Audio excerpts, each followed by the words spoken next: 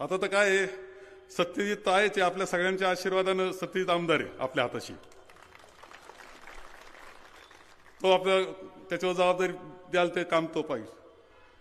जयाताई आहे ती तुमच्याबरोबर सुखदुःखात राहील, काही काळजी करू नका. भक्कमपणे फिरत राहील तुमच्यामध्ये सुद्धा. काढून टाका थोडंसं. तेव्हा त्या दिवशी आता विषय दुसरी चाललाय. त्या दिवशी असं वाटलं की काय ठीक आहे, इतिहास आपली दोन तर चांगलीच घेणार आहे ना. इतिहास म्हणेल का अरे त्यांचा 40 वर्षाचा कालखंड हा सुवर्ण काळ होता या संगमेर तालुक्याकरता, असं म्हटल्याशिवाय राहणार नाही. तुम्हाला इतिहास म्हणाल, लोक म्हणतील नाही नाही चांगला काळ होता, ते सुद्धा म्हणतील. ज्यांनी म्हणतील ना, शेवटी काय. आता तर आपण पाहतोय की संत ज्ञानेश्वरी सगळेच म्हणतात संत ज्ञानेश्वरी मोठा संत. त्रास दिला असेल ते म्हणू शकतात, आता काय अडचण. एव्हा हेच लक्षात घ्या. म्हणून मी असा मस्त होतो, पण ज्यावेळेस रात्री डोकं टेकवलं ना, त्यावेळेस एक गोष्ट लक्षात आली.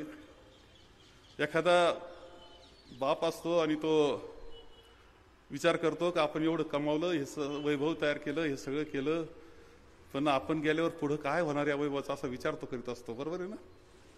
तसा विचार माझ्या मनात येऊन गेला की हे सगळं केलंय आपण, घडी बसवली आहे, सुराज्य तयार केलंय, हे शांत सुव्यवस्था आहे, आनंदाचं वातावरण आहे, बंधुभावाचं वातावरण आहे. थोडंफार काय असेल वाहन शांततेत संसारात चालतं तसं इथं चाललेलं आहे.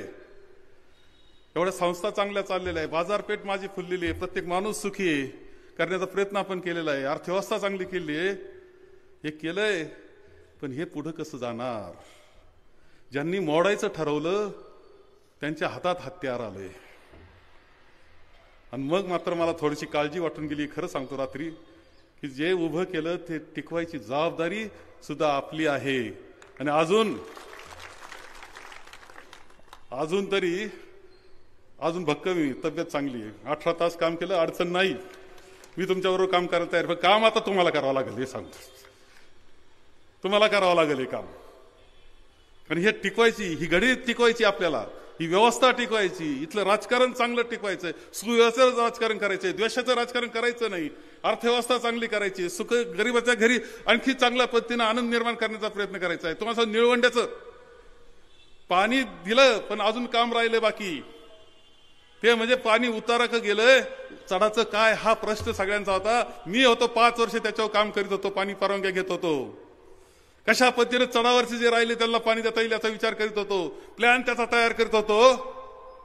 मला काळजी वाटून गेली आता काय होणार याची. पण ते आपल्यालाच करावं लागेल, हे तुम्हाला सांगतो, दुसरा कोणी करू शकत नाही. पाणी पळवायचा कार्यक्रम झाला नाही म्हणजे मिळवली, ती काळजी घ्यावं लागेल. होऊ शकतं, लक्षात ठेवा. म्हणजे तुम्ही आता कशा करता वापर होईल सध्या आपल्याकडच्या राजकारणात सांगता येत नाही. पाणी सुद्धा पळवलं जाईल, काही होऊ शकतं. परंतु हे सगळ्यांना पाणी देणं हे जे माझं स्वप्न होतं, मी फुललेला तळेगाव भाग पाहत होतो, हॉर्टिकल्चरना फुललेला सगळा तळेगाव भाग, त्याच्यावर आधारित इंडस्ट्री, काही नाही ते स्वप्न पाहत होतो मी. आज अडचणीत आहे मी आज अडचणीत का ते स्वप्न माझ्या हातात पूर्ण करायचे नसले तरी आपण सगळे मेहनतीनं चळवळीनं ते स्वप्न पूर्ण केल्याशिवाय राहणार नाही, ही ग्वाही तुम्हाला देतो मी. तुम्हाला त्यांना काही वाटत असं तळेगाव भागात आता ते काय झालंय, अहो ते काय लाटा आल्या मला माहिती, पण निळवंड वाहून गेलं त्याच्यात. जाऊ द्या, काही हरकत नाही.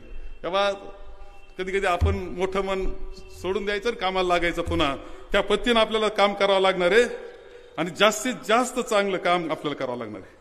एक गोष्ट लक्षात घ्या की एका गोष्टीवरती मी तुम्हाला सगळ्यांना नमी करण्याचा, त्याच्याकरता काही एजन्सीज त्यांनी हाताशी धरलेले आहेत.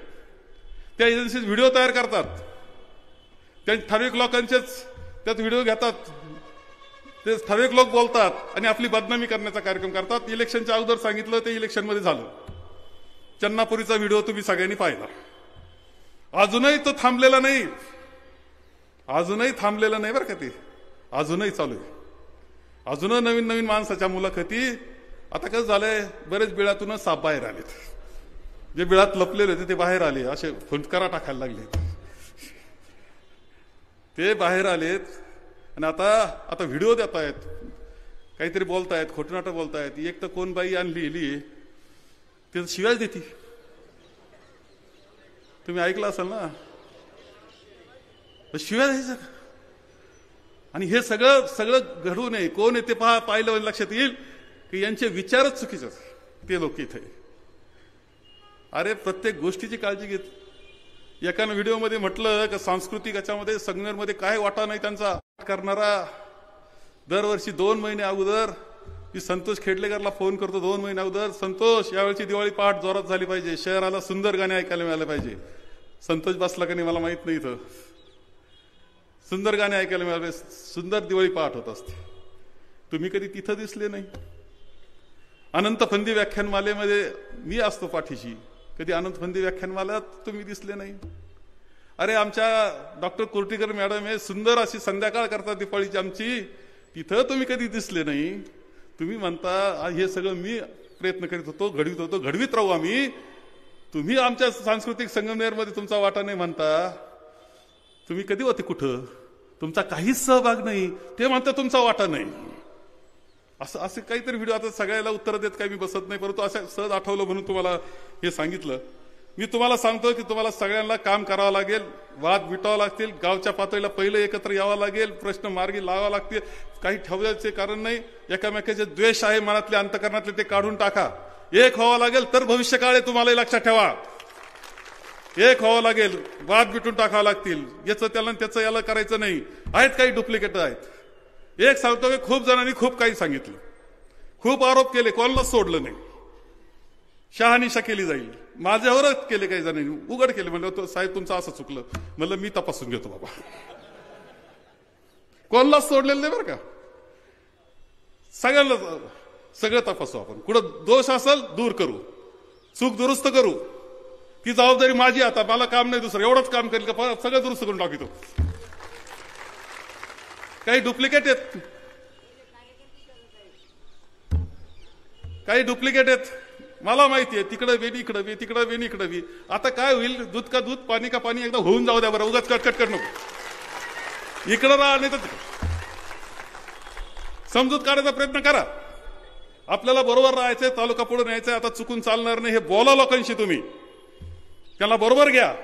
एवढं करून नसल तर आपल्याला लढाई तर करावंच लागेल. जबरदस्त लढाई करू, काय काळजी करू नका. मी भक्कम. तुम्ही पहिली लक्षात घ्या, भाऊसाहेब थोरातांचा पोरगा आहे. स्वातंत्र्य सैनिकाचा मुलगा आहे मी.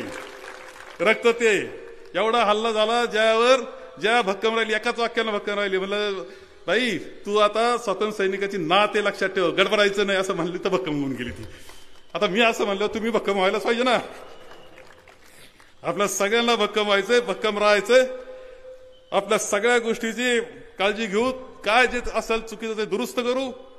माझं चुकलं असेल मला सांगा, मी प्रयत्न करेल चांगलं, माझं जास्तीत जास्त चांगलं करण्याचा. तुम्ही प्रयत्न करा तुमच्या चुका काय असतील तर दुरुस्त करायच्या, गाव पातळीच्या असतील, व्यक्तिगत असतील, आणि एकत्र पद्धतीनं पुढे जाऊ.